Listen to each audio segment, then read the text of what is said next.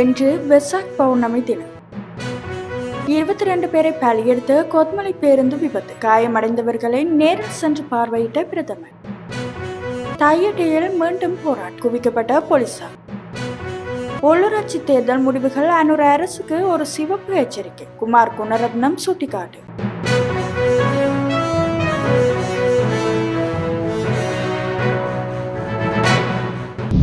பௌத்த மதத்தை பின்பற்றும் மக்கள் அனைவரும் புனித வெசாக் தினத்தை இன்று அனுஷ்டிக்கின்றனர். புத்த பெருமான் தர்மங்கள் அனைத்தையும் நிறைவேற்றி ஞானத்தை வளர்த்து 4 உன்னத உண்மைகளை புரிந்து கொண்டு அனைத்து பாவங்களையும் அழித்து உண்மையான ஞானம் பெற்றது இந்த புனித வெசாக் தினத்தில் ஆகும். மனிதனுக்கு ஏற்படுகின்ற அனைத்து துன்பங்களுக்கும் காரணம் அவனது ஆசையே என்ற உண்மையை உணர செய்து அவர்களின் ஆசைகளையும் பற்றுகளையும் துறக்க சொல்லி நல்வழிப்படுத்திய மகானே கௌதம புத்தர் ஆவர். பௌத்த தர்மமானது இலங்கையில் அறிமுகம் செய்து வைக்கப்பட்டது இவ்வாறானதொரு பௌர்ணமி தினத்திலேயே ஆகும். முதலாவது வெசாக் கொடியானது 28ஆம் திகதி மே மாதம் 1885ஆம் ஆண்டு ஏற்றி வைக்கப்பட்டது. கௌதம புத்தர் அவர்கள் அருளி சென்ற தத்துவங்கள் எண்ணிலடங்காதவை.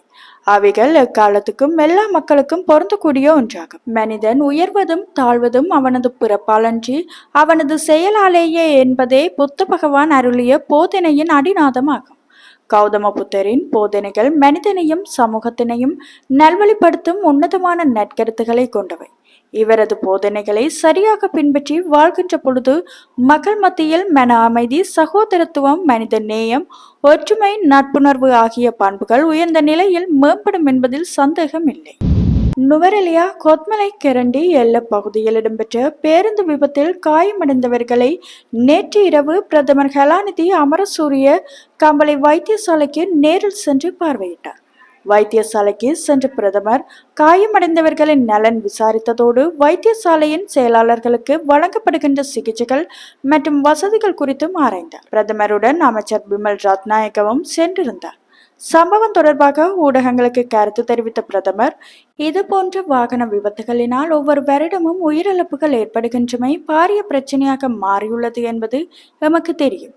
இதனை தடுப்பதற்கு போக்குவரத்து அமைச்சர் பாரிய முயற்சிகளை மேற்கொண்டு வருகின்றார். பின்தங்கிய பிரதேசமாக இருந்தாலும் வைத்திய சேவையினை வழங்குகின்றமை தொடர்பில் அவர்களுக்கு நாம் நன்றி கூற வேண்டும். இதேவேளை மீட்பு பிரிவினருக்கு நன்றியினை தெரிவித்துக் கொள்கின்றேன். முடியுமான அளவு மனிதாபிமானத்தோடு செயற்பட்டு உதவிகளை வழங்கிய நல்லுள்ளங்களுக்கும் நன்றி. விபத்தில் பாதிக்கப்பட்ட அனைவருக்கும் நிறைவேற்றக்கூடிய அனைத்து கடமைகளையும் நிறைவேற்றுவதாக தெரிவித்தார். சட்டவிரோதமாக மக்களது காணிகளை சுவீகரித்து கட்டப்பட்டுள்ள திஸ்ஸ விகாரைக்கு எதிரான போராட்டமானது இன்றைய தினம் நடைபெற்று வருகின்றது. குறித்த விகாரை அமைக்கப்பட்டு திறந்து வைக்கப்பட்டதிலிருந்து தொடர்ந்து வரும் ஒவ்வொரு பௌர்ணமி தினத்திலும் குறித்த விகாரையை அகற்றுமாறு கோரி தமிழ் தேசிய மக்கள் முன்னணியினர், காணியின் உரிமையாளர்கள் மற்றும் பொதுமக்கள் ஆகியோர் இணைந்து போராட்டத்தினை முன்னெடுத்து வருகின்றனர். அந்த வகையில் இன்றைய தினமும் இந்த போராட்டமானது நடைபெறுகின்றது. போராட்டம் நடைபெறும் இடத்தில் ஏராளமான போலீசார் குவிக்கப்பட்டுள்ளனர். உள்ளூராட்சி மன்ற தேர்தல் பெறுபவர்கள் மூலம் மக்கள் அரசாங்கத்துக்கு சிவப்பு எச்சரிக்கை விடுத்துள்ளனர் என முன்னிலை சோசலிச கட்சியின் செயலாளர் குமார் குணரத்னம் தெரிவித்தார். கொழும்பில் நேற்று நடைபெற்ற செய்தியாளர் சந்திப்பில் கலந்து கொண்டு கருத்து தெரிவிக்கும் போதே அவர் இதனை குறிப்பிட்டார். தேர்தல் பெறுபவர்களை பார்க்கின்ற போது மக்கள் எமது கோரிக்கைக்கு ஓரளவு செவிசாய்த்திருப்பதை காணக்கூடியதாக உள்ளது. அரசாங்கம் கடந்த காலங்களில் தேர்தல் மேடைகளில் தெரிவித்த விடயங்களை மறந்து புதிய தாராளவாத கொள்கையில் வேகமாக பயணித்துக் கொண்டுள்ளது. மக்கள் எதிர்கொண்டுள்ள வரி சுமையை குறைப்பதாக தெரிவித்த வாக்குறுதியை மறந்து நாணய நிதியத்தின் நிபந்தனைகளுக்கமைய அத்தியாவசிய உணவுப் பொருட்களின் விலையை மேலும் அதிகரித்துள்ளது. பாடசாலை உபகரணங்கள் மற்றும் சுகாதார உபகரணங்கள் மீது விதிக்கப்பட்டுள்ள வரி 1% குறைக்கவில்லை. மக்களுக்கு விரோதமாக நாட்டின் பொருளாதார சுதந்திரத்தை இந்தியாவுக்கு காட்டிக் கொடுக்கும் பல ஒப்பந்தங்களில் கைச்சாத்துள்ளது. அந்த ஒப்பந்தங்களை இதுவரை நாட்டுக்கு வெளிப்படுத்தவில்லை.